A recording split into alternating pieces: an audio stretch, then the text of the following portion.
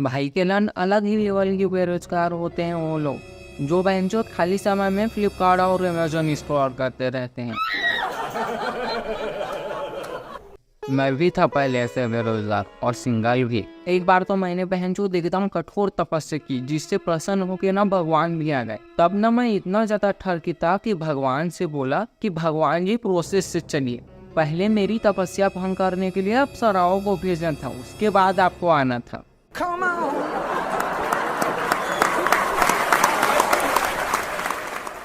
वैसे आपको तो पता है ये चीज मैं फेंक रहा हूँ, मुझे ना कोई लड़की घास नहीं डालती थी। वैसे आपको भी अगर कोई लड़की घास नहीं डालती तो आप निराश न हो, आप भी मेरी तरह इंसान हो, कोई बकरी नहीं। कई लोग जिनके पास गर्लफ्रेंड होती है वो लौड़े अपने प्रोफाइल में इन और रिलेशनशिप जैसे लमकाना ढिमकाना लौड़ा लसन कैसे अपडेट कर लेते हैं। बहनचोद मेरी तो इंटरेस्ट इन अ वुमेन डालने में पड़ती है कि कोई घर वाला या जानने वाला बहन का सौदा देख लिया तो लेने के देने ना पड़ जाए।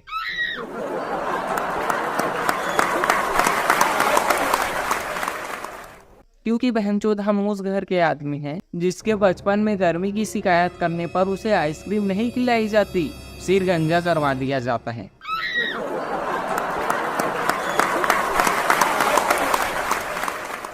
और ऐसे भूखल लोग हैं कि न्यूटन के ऊपर सेब गिरा तो उसने ग्रेविटी की खोज कर दी। अगर मेरे घर वालों के ऊपर गिरा होता तो लौड़े बोलते दाने दाने पर लिखा है खाने वाले का नाम।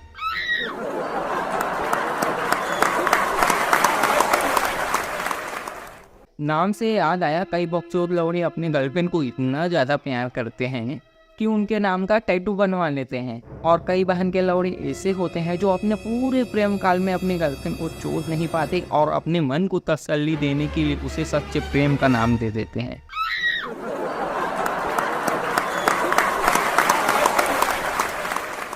चूतिए होते हैं ऐसे लोग पर लगते नहीं। दुनिया में ना हर इंसान का नाम अलग अलग है, फिर भी जब हम भीड़ में बहनचोद आवाज देते हैं अबे वो चूतिए, तो कसम से 20-25 लोग पलट कर जरूर देखते हैं। कम से कम उनके पास गर्लफ्रेंड तो थी, मेरे पास वो भी नहीं था क्या मेरे पास प्रॉब्लम पे प्रॉब्लम। मेरी जिंदगी में पता नहीं कौन बहन का लौड़ा समस्याओं पे ना जापानी तेल लगा जाता था, हमेशा खड़ी ही रहती।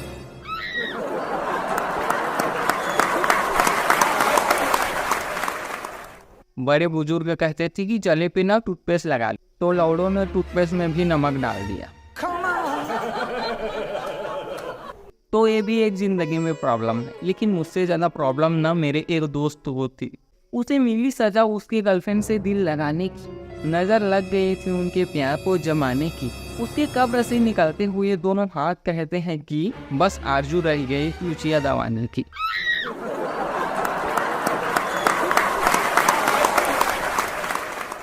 बेचारा मर गया माना सब गर्लफ्रेंड के चक्कर में। मैं और मेरा दोस्त ना दोनों साथ में लाइन मारने जाते थे।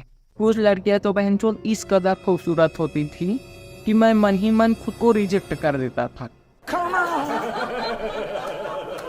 बहनचोद मैंने ना बहुत कोशिश की लड़की पटाने की, लेकिन पटी नहीं। फिर ना मैंने एक दुकान खोली, वहाँ पर ना सब कुछ मिलता था। तो ना एक बार एक नेपाली लड़की मेरे दुकान में तकिया खरीदने आई, तो उसने तकिए की तरफ उंगली करते हुए बोला कि ऐसा तकिया चाहिए। बहनचोद मुझे 2 मिनट बाद समझ आया कि वो तकिया मांग रही है। वो लड़की ना पास के मोहल्ले में रहती थी, तो मैंने सोचा कि इसको मैं पटा लेता हूँ। तो ना मैं उसका रोज पीछा करता था। एक बार ना उसकी गली से गुजरा तो चौबारा नजर आया। फिर उसकी माँ बाहर आकर बोली कि भोसड़ी के गाड़ फाड़ दूंगी अगर यहाँ दोबारा नजर आया।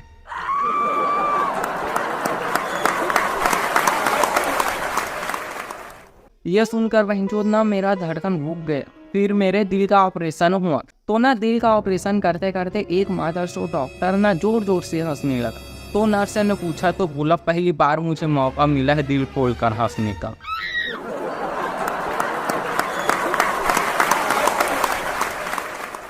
वो डॉक्टर का ना पहला ऑपरेशन था, इससे पहले ना वो क्लिनिक चलाता था। एक बार ना मैं उस लौड़े के पास गया तो जाकर उससे कहा कि डॉक्टर साहब मेरी टट्टी नूडल्स की तरह निकल रहे हैं। फिर उसने कुछ देर देखने के बाद मुझसे बताया कि अपनी जाली वाली बनियान ऊपर करके हगा करो।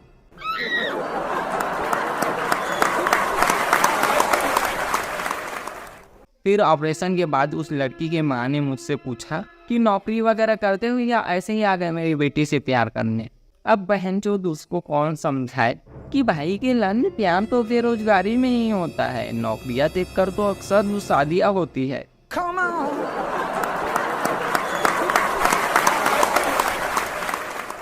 उसकी मम्मी ने कहा कि मेरी बेटी से दूर रहो, लेकिन उसकी बेटी ना मुझसे इम्प्रेस हो गई थी और अपना नंबर जिक्र गई।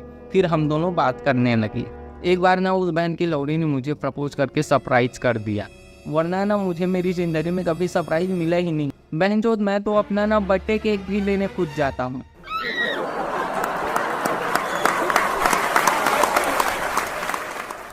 हम दोनों ना झगड़ा भी बहुत होते थे, तो वो बहन की लौड़ी मुझे सब जगह से ब्लॉक करके कहती थी कि तुम मुझे मनाते नहीं हो। अरे बहनचोद कहाँ से मनाऊँ यूट्यूब से।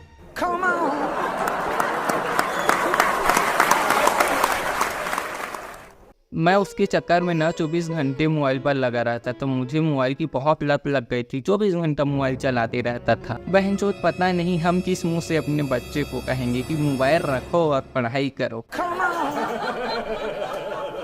मुझे तो ये समझ नहीं आता कि इंटरनेट फ्री है या भाई के लिए मैं फ्री हूँ। इंटरनेट मेरे लिए बना है या मैं इंटरनेट की सेवा में कार्यरत हूँ।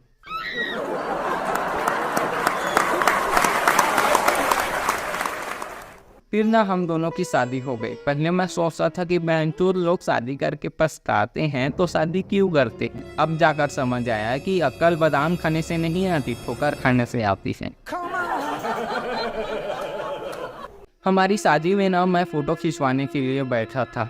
बहनचोद मैंने सोचा कि अब फोटोग्राफर बोलेगा स्माइल प्लीज, लेकिन वो बहन का लौड़ा बोला कि पेट अंदर कीजिए।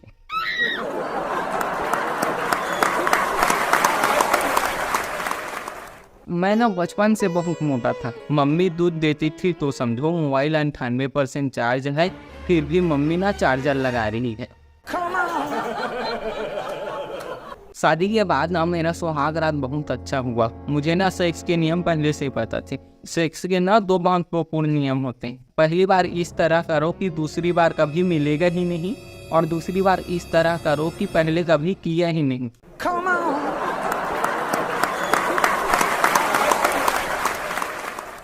शादी के बाद मुझे पता चला कि बहनचोद पुरानी फिल्मों में भटकती आत्मा औरत को ही क्यों दिखाया जाता था, पुरुष को क्यों नहीं। शादी के कुछ दिनों बाद ना मैं ससुराल गया, तो मुझे देखकर ना मेरी साली बोली कि बहनचोद आ गया।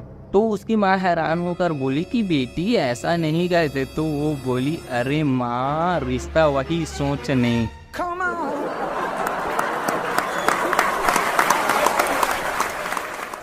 एक बार ना मैं अपनी वाइफ को मॉल घुमाने ले गया। वहाँ ना एकदम खूबसूरत लड़कियाँ थी। मॉल में मेरी बीवी की सोच थी कि ये ले लूँ, वो ले लूँ, सब ले लूँ, और मेरी सोच थी कि इसकी ले लूँ, उसकी ले लूँ, सबकी ले लूँ। शादी के बाद ना मुझे खर्चे का भी पता चला। अभी ना मेरे एसी का बिल ना बहुत ज़्यादा आ गया। तब से मुझे ना पंखे की 2 की स्पीड भी ज़्यादा लग रही है।